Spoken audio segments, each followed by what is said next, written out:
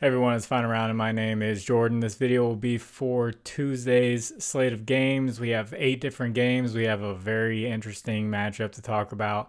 But before I get into that, I gave a nice long intro last video, and it all started to play out when the injuries started to roll in all day long on Twitter.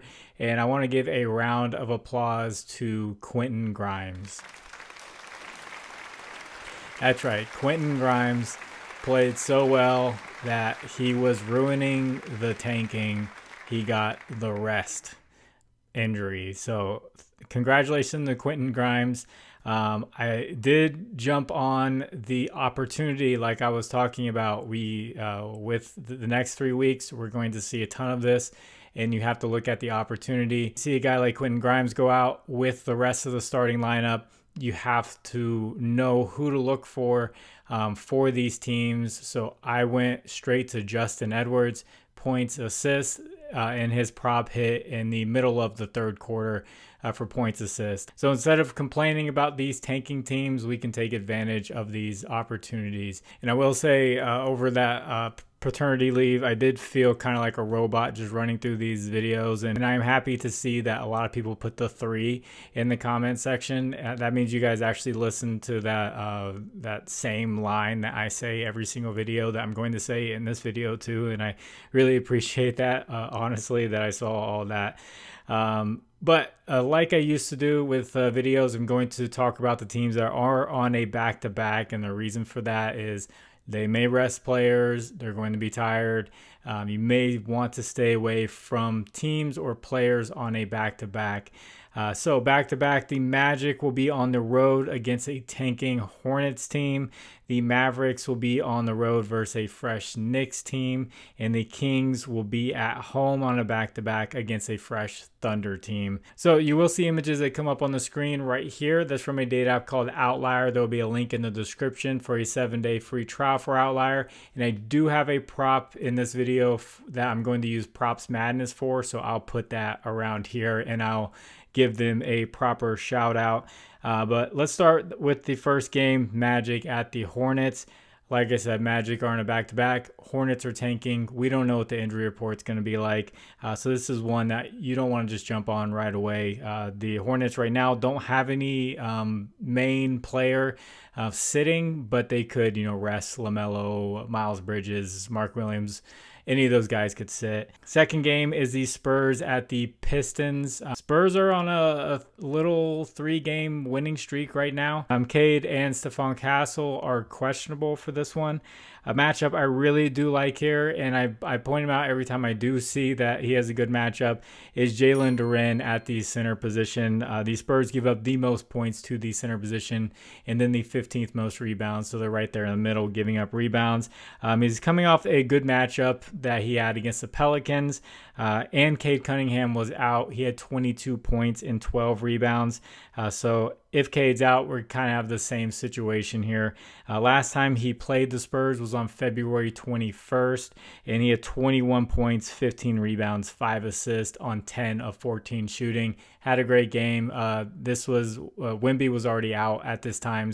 Definitely double-double potential here. Third game is the Mavericks at the Knicks. Mavericks are on a back-to-back. Anthony Davis did return, but he's on a minutes restriction. We'll see if they play him 2 days in a row.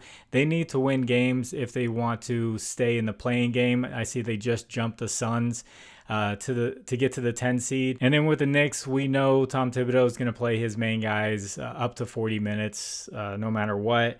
If Anthony Davis is out, Karl-Anthony Towns is going to have a great matchup. And before I get into the rest of these games, if you could, please like the video. If you haven't, please subscribe to the channel. If you have a little bit of extra time, could you leave a number in the comments section? The number 5 would be great. And if you want to get away from Prizepicks, if you're only using Prizepicks, there are better options out there. There are more options out there with more options and dynamic payouts and all that. Check out Underdog Fantasy, Sleeper, ParlayPlay, ChalkBoard, or Better. Underdog's matching your first deposit up to $1,000. The rest are doing it up to $100, and Better is doing up to $250. Links are in the description. That'll take you there. Promo code is FINDAROUND11. Fourth game, I forgot this one was happening, but when I looked at it, I was like, oh boy. Here we go. Warriors at the Heat. And if that doesn't click immediately, that is Jimmy Butler going back to Miami after having his little thing with Pat Riley where he wasn't happy there and he found his joy in Golden State. Blah, blah, blah. This isn't going to be LeBron returning to Cleveland or anything like that. I do think the fans will boo him a good bit, just the way he went out. But Curry is questionable for this one. I think that's going to be huge for whether Jimmy Butler gets good numbers or not. So I'm going to wait on Steph Curry's status for Jimmy Butler. You let me know if you think Jimmy Butler is going to just rise to the occasion and just go off on his old team, or if they're just going to kind of shut him down. I'm still waiting on Curry to see if he's going to get those shots up. Fifth game is the Hawks at the Rockets. Hawks, Trae Young is likely to play. Both teams are going to play for playoff positioning.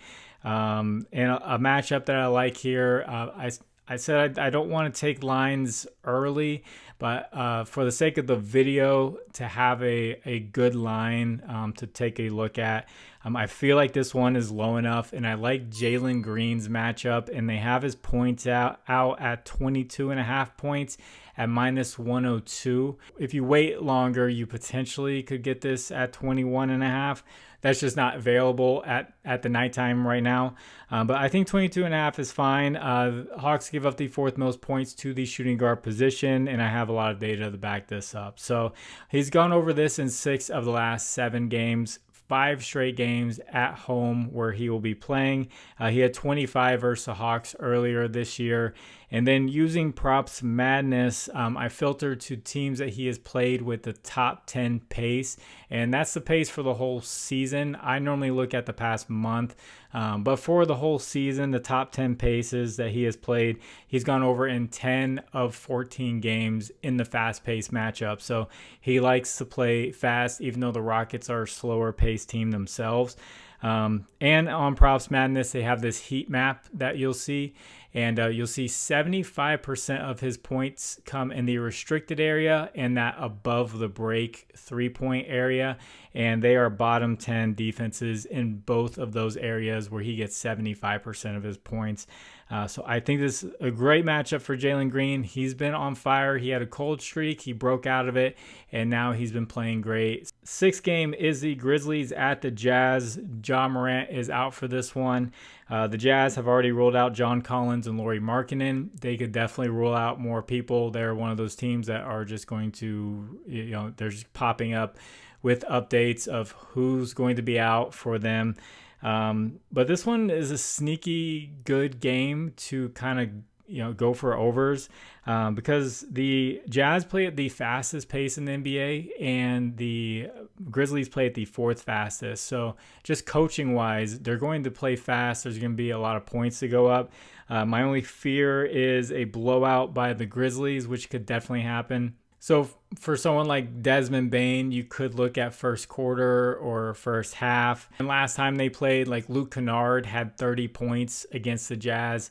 And then for the Jazz, we'll just have to see who sits. Pretty much everyone has a good matchup around the board. It's just who is going to play and how high are they going to juice their lines. This will just be an interesting one to look at after everything is out. The 7th game is the Cavaliers at the Trailblazers. The Trailblazers have been pretty tough lately. They're in the lottery right now, but they have been pretty tough and winning a decent amount of games. Cavaliers have been on this road trip, this West Coast road trip. They were losing games out there, and then they played the Jazz, and they blew them out. But now they play another tough team. They're still on this road trip, and they're sitting Donovan Mitchell for this one for rest. So I think the Blazers could be a sneaky team here to put up a fight, and they win the overtime last time they played in Cleveland. A guy I want to point out, he is a small forward, but he sometimes play the power forward. Cavaliers give up like the second most points to power forward position, and then the small forward position, they give up a ton of rebounds and assists. So I don't know which forward position you want to throw him in. So I'm not going to put any position rankings up. But the last time he played the Cavaliers, he had 30 points, 12 rebounds, and 10 assists. And that was on March 2nd. So that wasn't too long ago. And Deni Avdija has been like the heart and soul of this Trailblazers team, and the reason why they've been so tough. The last 3 games, he had 17 points, 11 rebounds, 4 assists, 36 points, 8 rebounds, 7 assists, and then 31 points, 16 rebounds, and 8 assists. He's just been filling up all those stat categories. And sometimes they drop his line for assists at like 3.5. And I don't hate it at that spot. But he's definitely been rebounding the ball very well. And he's been one of the more consistent scorers. So Deni Avdija is a solid look. And this final game is the Thunder at the Kings. Like I said, the Kings will be on a back-to-back. Thunder have Chet Holmgren and Jalen Williams questionable. They could sit other guys randomly. They are a team where you keep an eye out on their injury report, because the guys who fill in, the backup guys, like the backup Jalen Williams, he can stuff the stat sheet. Aaron Wiggins can do the same thing. They have some dogs on their bench, and like their second string squad can compete with a lot of other NBA teams, and they were blowing teams out whenever their second stringers were playing. So you got to keep an eye out for the Thunder injury report. And then the Kings on a back-to-back going up against the Thunder. I don't really trust them. This has high blowout potential if the Thunder decide to play most of their main guys. So if you want to discuss lines further, I have a Discord. Link is in the description. You can hop on in there, talk about all sports. Baseball is coming up, NBA, college basketball, all that good stuff. That is free. I'd love to see you hop on in there. And as far as the recap goes for the pinned comment, I said I wasn't going to jump on a line at nighttime. I was going to wait in the morning, but I took a look, and there was one that I was like, okay, I got to take this. And it was Emmanuel Quickly at 7.5 rebounds plus assists. I think it closed at 9.5 rebounds plus assists. He finished with 11, so it would have hit no matter where you took it. But I really love that line. So that hit. And then the Justin Edwards points assist with Quentin Grimes and the rest of the guys getting ruled out, jumped on that. And I'm filming around 10 o'clock Eastern time. That Bucks game is just now starting, so Kevin Porter Jr. is still up in the air, so we will see. Going to get this edited and get it out to you. Feels good to be back into a routine, even though the routine hasn't fully started yet. But God bless you all. It's fun around. My name is Jordan. I will catch you on the next one. Bye.